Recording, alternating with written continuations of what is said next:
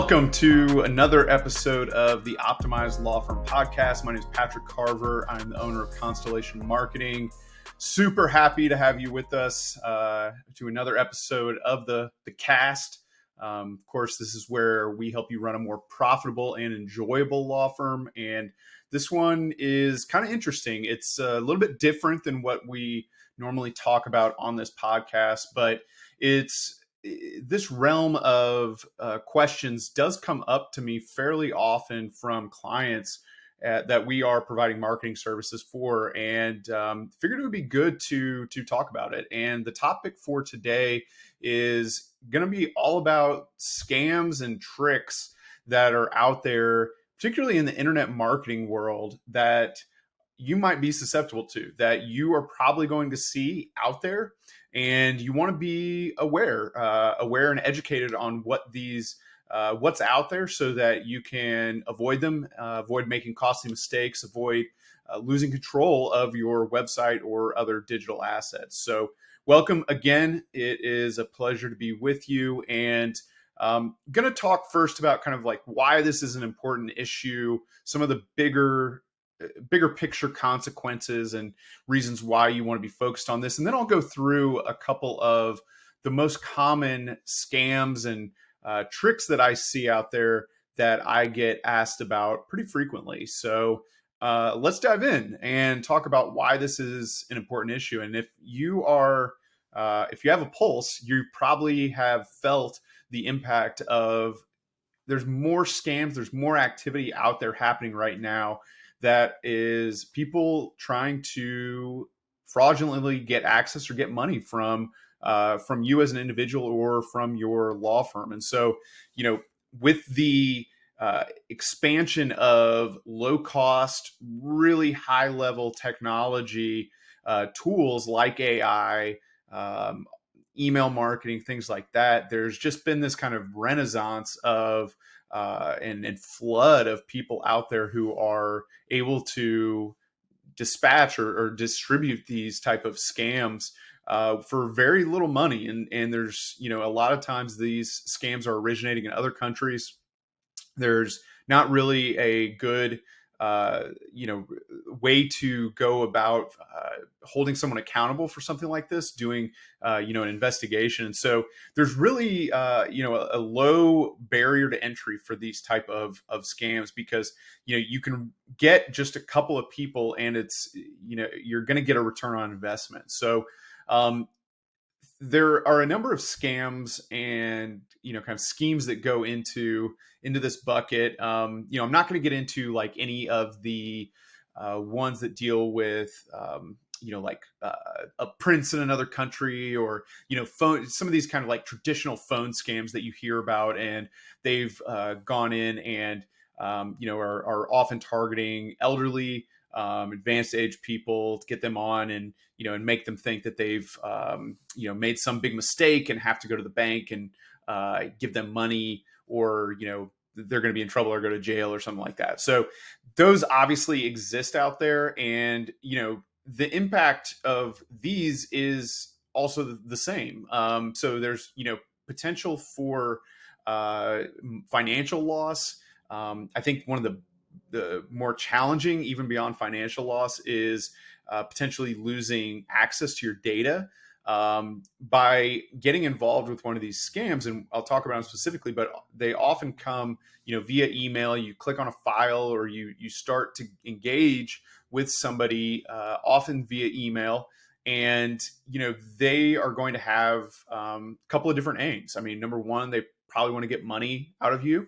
One way or the other, right? So they want you to either hand it over by thinking that you were giving money, paying for a service or something that is really not what you're paying for, or you can potentially click on a file, and it's going to be initiate some sort of malware or some sort of Trojan horse, where they then are going to take control of your assets, your computer, and either use that to steal financial information, passwords, access to your bank accounts. All sorts of different stuff can happen through there, or take over control of your your website or other things like that, and force you to pay a ransom. So there's been what feels like a lot of ransomware attacks over the past year or two, often dealing with police stations, different public services where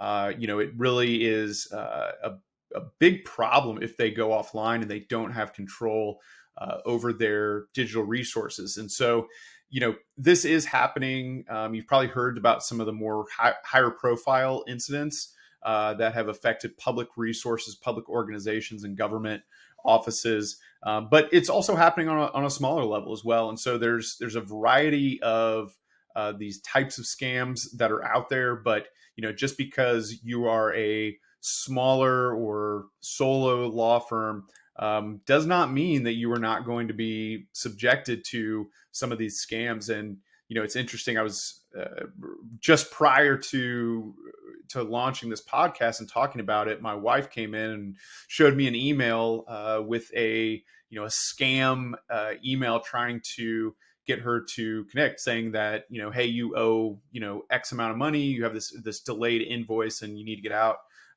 You need to get out and take care of this. And in reality, it's a scam, right? So it affects everybody. Like I said, the tools and technology is so cheap nowadays that you don't really need a lot of capital, if any, to get this out there and have a really large impact where you're targeting thousands or hundreds of thousands, millions, types of people. So, let's talk about just real quickly some of the reasons why, or the potential downsides that can happen, or effects that can happen if you get looped into one of these things. So you have the financial loss by thinking that you're paying for a service that you don't really need, or you're it's a complete scam. You're losing money. You also lose that access, which could lead to even more money down the line, or simply control of your assets, right? And so, if you are a small or solo law firm, one of your biggest assets that you have is going to be your website. It's how people find you, it's how they contact you. If you've been putting money into marketing, like with what we do, with search engine optimization, for example, you're building an actual asset, right? And the more work you put in over a period of time, you are going to make that more visible, where more people can find you and ultimately hire you, and and find you for a variety of different keyword phrases that interact with, or or integrated with what you do in your service areas. So imagine that you've spent years building up this visibility, you've added content, you've done link building, you're doing all of this stuff, and then out of nowhere you are offline, right?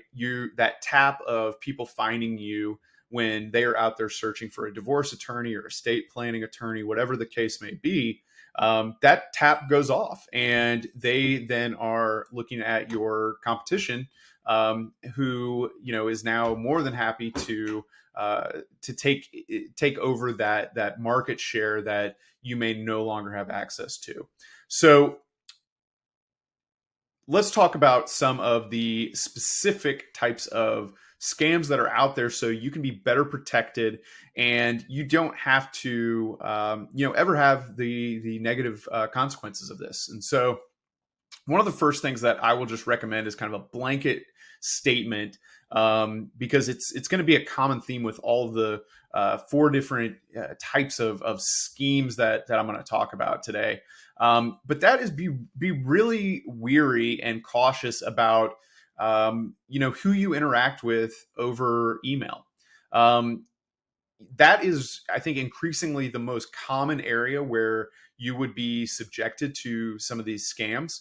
Phone definitely happens, but I think the way the things have evolved with phones, and the move to text messaging for a vast majority of communications, most people, if you're like me, are more reluctant to pick up the phone if you don't know someone. Especially my generation, I think, is very reluctant to pick up calls if they don't know who they are. And so you've already kind of got your guard up in the phone realm, but email is so accessible for everyone. If you have a website, if you've done any sort of business online, there's a decent chance that your email information is out there, which makes it very accessible to people out there who are just scanning the internet looking for emails that they can send this offer to and try to get, basically it's like fishing, and they're looking for a bite. So when you are going through your emails on a daily basis and you see something that looks potentially alarming, right? And some of the ones we'll talk about are like, they try to get your attention by saying, hey, you owe money, hey, your website's broken, different things like that. Be very weary, right? And have a healthy level of, suspicion to those types of emails, because those, if you look closer, and I'll show you here, and I've got my screen share going at the same time. So if you're listening in, via one of the podcast channels, definitely check out our YouTube, and we will, you'll be able to see what the visualization of these scams actually looks like. But with a little extra attention and knowing where to look within those emails, you can very easily detect whether or not it's a scam. And the first one I'll show is what I'm calling the Facebook Meta scam. And this has been something we've seen, very, very often, both with us as our business. I've been getting these, and and we've had a number of clients also send this to us and give us their concern about whether or not this was something. So what does this scam look like, right? You're going to get an email that's going to say something like important notice, and your business account has been restricted due to violation of terms of service or violation of property or some, different things like that. And so obviously that looks bad. You instantly the antenna goes up. You're a little worried. And, to be honest, I don't know kind of how the scam actually works beyond this point, right? But in the scam, in the email, it's going to, it says the sender is Meta Policy. And at the bottom, it has Facebook's information, like their address, and it's signed off by the Facebook support team. And then it has this button at the bottom that says request review. And so, the implication is that if you click that, you can get put in to contact with their support team, and they're going to go, help you get past this restriction due to the violation, right? But in reality, what they're wanting you to do is click on that, and then I have never actually personally clicked on it, just because I've developed a healthy level of suspicion for these type of emails, and they're looking for that click, right? In the past, it's been opening PDFs, it's interacting with their emails and stuff like that. And so when you get into this situation where you spot something that is a little bit fishy, looks a little bit suspicious, don't click on anything. Don't go into the attachment, until you really feel confident that it is, what you actually think it is, right? So most likely what's happening is they're wanting you to click on this button, this request review button. And then at that point, it's either going to potentially push some sort of malware on your computer, or they're just trying to take you down a funnel of some sort where they're going to take you to the next step of the scam and talk about, hey, we've done a review on your account, and you messed up this policy. There's a violation, but if you pay us $100, then we can get that lifted right now, or you have to pay a penalty or something like that. So that's most likely what you are going to see if you get into something like this. But just as a kind of a blanket warning, it is so unique, or really, I would say impossible, that one of these enormous commercial companies like Facebook, Amazon is a really popular scam source as well. People acting on behalf of Amazon because everybody gets Amazon packages 24/7. They are like, I mean, it's basically impossible for them to have this type of like punitive action where they would be requesting some sort of financial compensation or something like that. So it's just super, if not impossible, very, very unorthodox. And it's certainly something I've never seen in all of my interaction with, Google and Amazon and Facebook and all of these companies. They just, that is just not something that you are likely ever to see.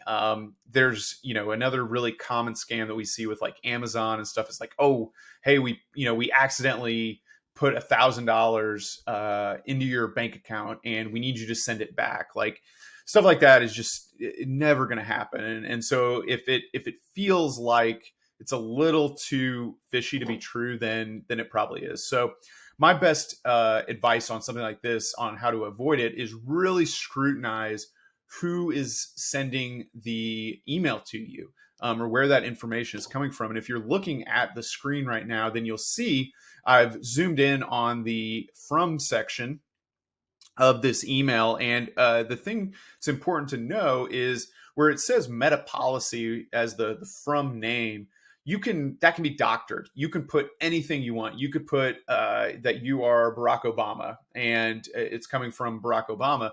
And that's the first thing that you would see. And, and they're obviously trying to show some of that, that credential that, hey, we're a legit sender. But where it will really start to fall apart is when you click on the from sending email address. Okay.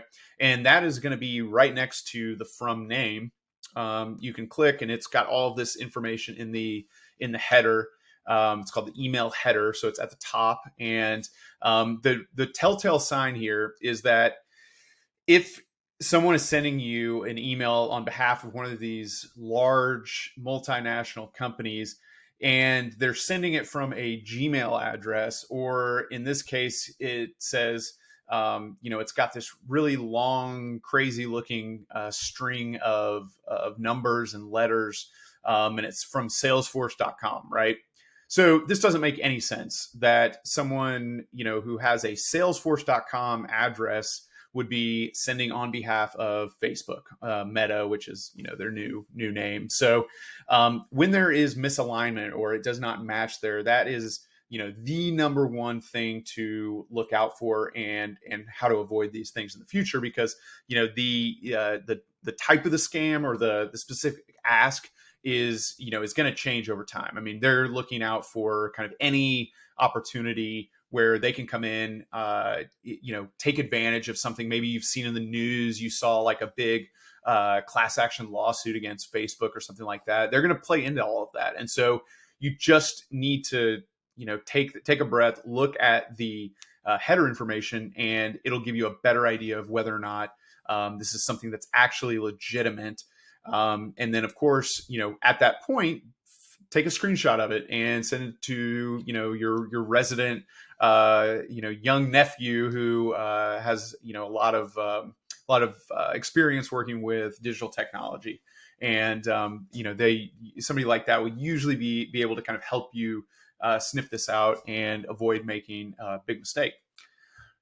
Okay, so let's talk about another example of a scam. And this is one that has been around, and it's, I guess we could call it an analog scam compared to what we're seeing now, and kind of the majority of scams that I see, which are specifically digital driven in the email space. And this scam is the domain renewal scam. So what does it look like?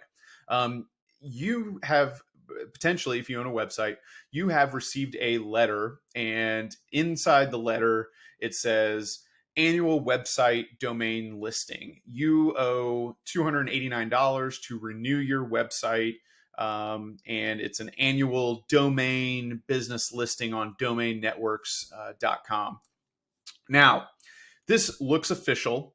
It's, it's got a logo, it's got your website name in it. And in this case, it even has the registrar information for our website. So what that means is, you have your domain name out there. You have purchased it or rented it really from a registrar service. The most popular, well-known one is GoDaddy, where you go and pay your $14 a year, and that gives you the right to use that domain name.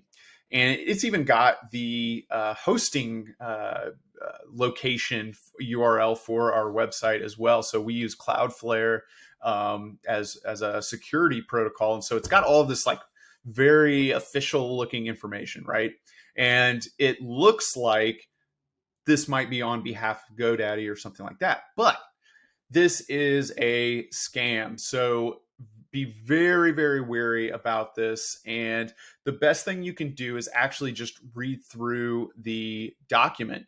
Because if you look in the document itself, it gives you this kind of, wishy-washy, talking in circles kind of paragraph. And it says stuff like, we are not a domain registrar and we do not register or renew domain names. This listing period is for 12 consecutive months and must be renewed annually if you wish to maintain your domain listing and keep it active on our online website directory. So that's really what their, quote unquote service that they're providing. And under that, it says, this is not a bill. This is a solicitation. You are under no obligation to pay this amount stated above unless you accept this offer. So, this is obviously a very clever, intentionally opaque way of trying to prey on individuals who see something like this and say, "Oh my gosh, I got to renew my website," because it's such a infrequent type of activity for most people that you don't really remember when you signed up for the domain access, or your friend did it, or your cousin, or whatever. And so you see this and think, oh man, I don't want to lose my domain. That would be terrible. And so I'm just going to go ahead and pay this. It has to get people, obviously, because this goes out all the time. And, I've actually looked into this, but it goes into a P.O. box in Hendersonville, North Carolina. And, I'm no cyber sleuth. So, that's kind of been the extent of my research on this. But, this is one that we see over and over again. We see it every year. Sometimes, the same clients send this in over and over, because they forget, right? You guys have a million things going on as a lawyer. And so to see this, it's like, oh man, did I sign up for this? I can't remember. So I better go ahead and pay this out. So, again, very simple. You're just paying them a fee. They take it. You never see your money again. And, it's probably impossible to get a refund from it. So how to avoid it? Be on the lookout for this. It's you can see the letter. I'll have a copy of the letter in the video.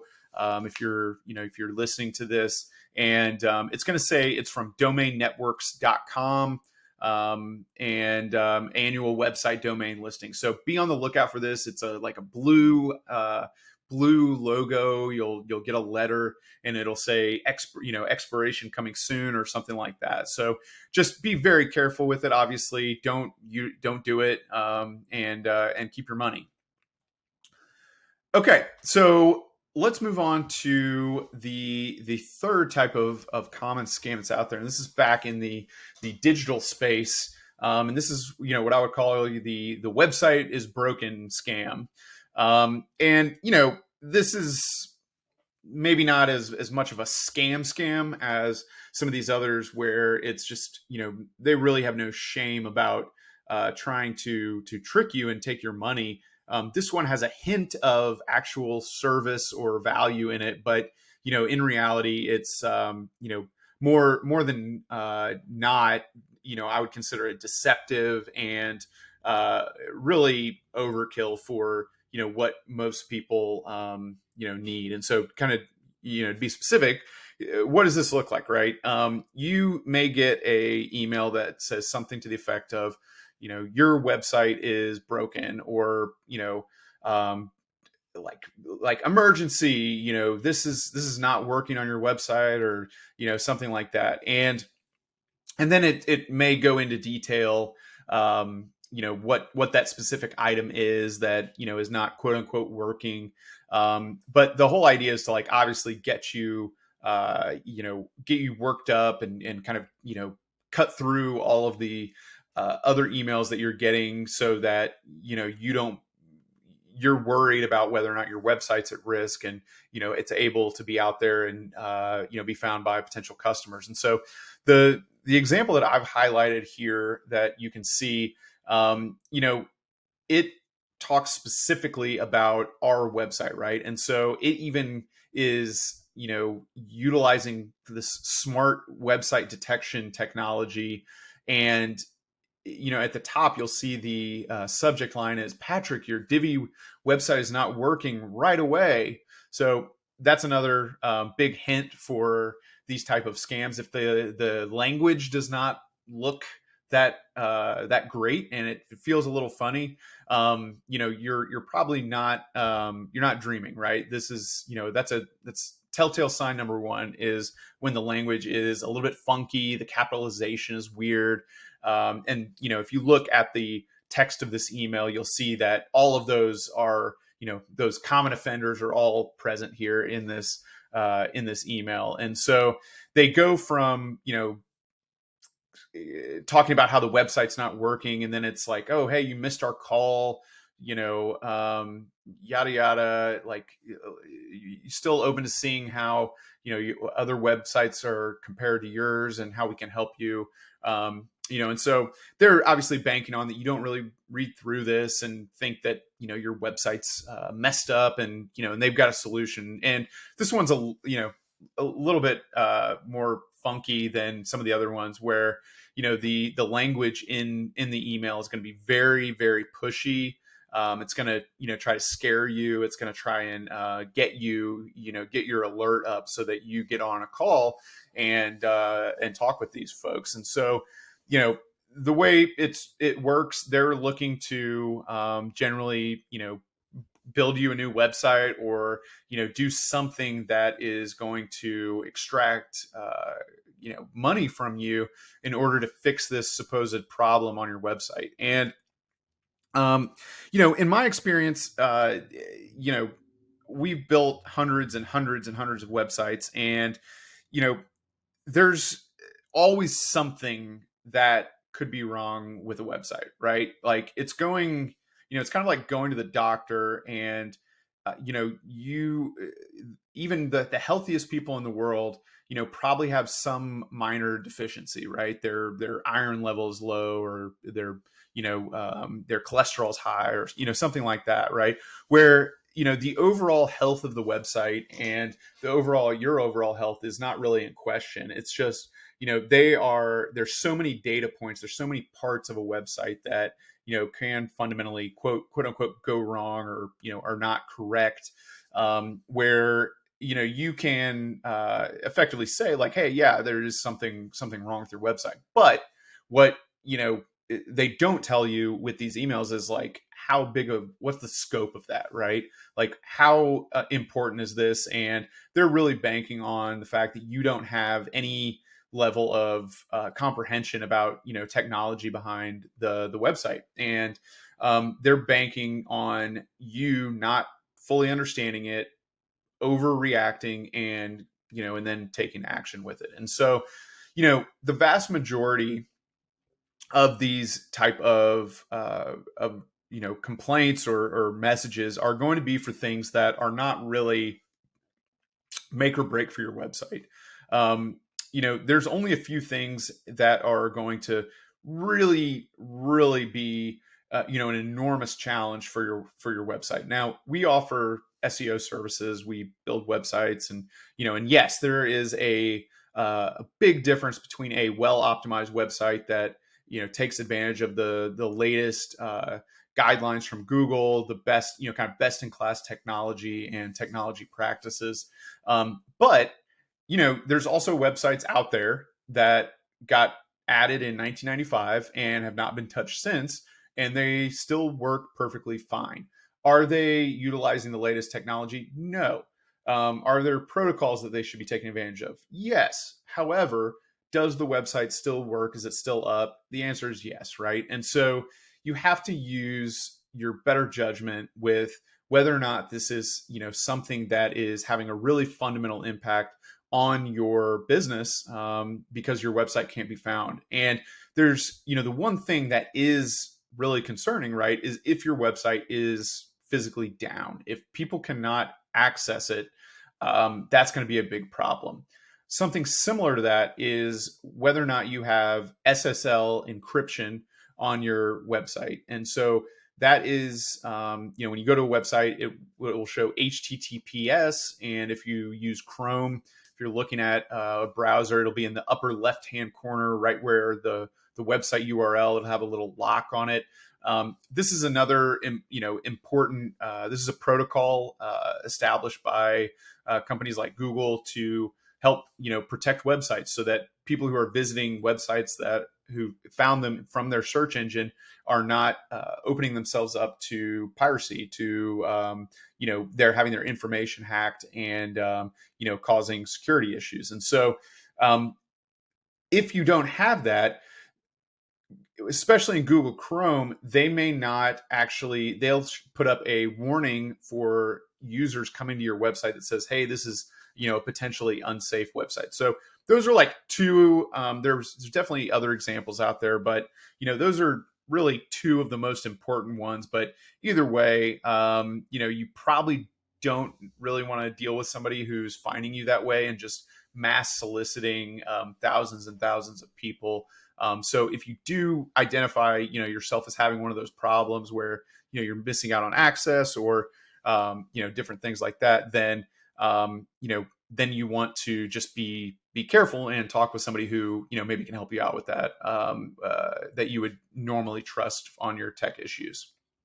Okay. So the final one we are going to talk about today is, less scammy than the first two, right? But it's still problematic, and I want to just kind of talk through it because it comes up quite often. And this is what I would call the keyword-rich domain scheme, and it's not really a scam per se, because you are you're paying for a service or a domain, but I think the value or the things that people say to try and sell this are often incorrect, right? And so the scenario here, as far as what it looks like, you might get an email that says, hey, we've got this domain name for sale. It's it's maybe very similar to your domain, or it has the practice area and city that you practice in the name, and we'd love to sell it to you. So what's happening here is people out there are going to purchase domains. They're called domain brokers, and it's very similar to buying and selling houses, where people are buying them maybe at like foreclosure. They're just buying them on the internet, and then they're just trying to sell them between parties. And so it's just an arbitrage situation where they buy them for 100 and then resell them for 200, 300, for whatever that number is. And in their position on this stuff is that by buying one of these keyword rich domains, you are going to get some level of marketing value from it. Now, there is something to be said for domains that clearly talk about what you do as a service. I'm not denying that having a domain, in this case we've got an example from Georgia immigration attorney, so no doubt there's some level of value for that. It tells people exactly what you do, and and so there's really no confusion about what you do, and it's kind of catchy, and it's easy to remember, stuff like that. But what people often say to sell this is that you should just get this and redirect this to your current website, and you're going to get all these leads. It's going to help you with your SEO, and and so people have this idea that by buying just a domain name, there's no real website behind it, it's just this domain, that by doing that you are getting this big value. And it's really not the case. A domain is really only as good as the website. So if in this scenario, someone was retiring and they had the domain georgiaimmigrationattorney.com, and they'd had a website up for 10 years, they've been writing content, building links, all that stuff, that's an actual asset. But these folks who are doing the domain brokering, they have no interest in that. They haven't built a website, they haven't, added any value to it. They are just commodities traders. They are just moving this around and trying to, capture the spread between what they bought it for and what they sold it for. And so if you look at this specific example, it's going to say you can redirect this domain to your primary website to capture leads of people looking for immigration attorneys in Georgia. The reality is, that's never going to happen. Now, the only way I would suggest that this makes sense is if your business is called Georgia Immigration Attorney, right?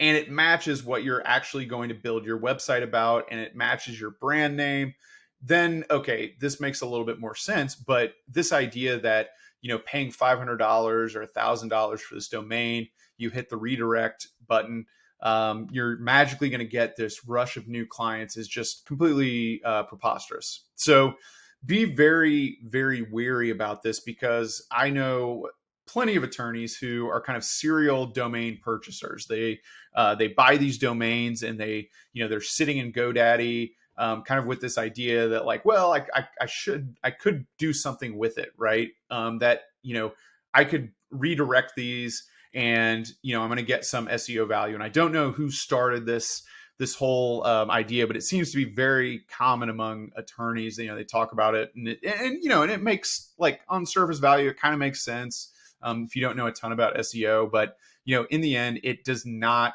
really provide any value. Okay, unless there is that underlying asset of a website behind it, and then then there is some value. So that's pretty much it in a nutshell for today. Big takeaways, I would say, is just be very, very cautious about, the emails that you're getting, the people who are trying to interact with your business. And if it looks super alarming and, kind of not too good to be true, too bad to be true, it probably is, right? And so spend that extra, minute or two to add some extra scrutiny to these types of inquiries, whether it's in the digital space or in a regular letter, before you give up financial information, either lose money or potentially, create a security issue for you and your firm. Because ultimately, couple $100, like, you're going to make it out of that, but so that's not the biggest thing. But if you lose your access to your website,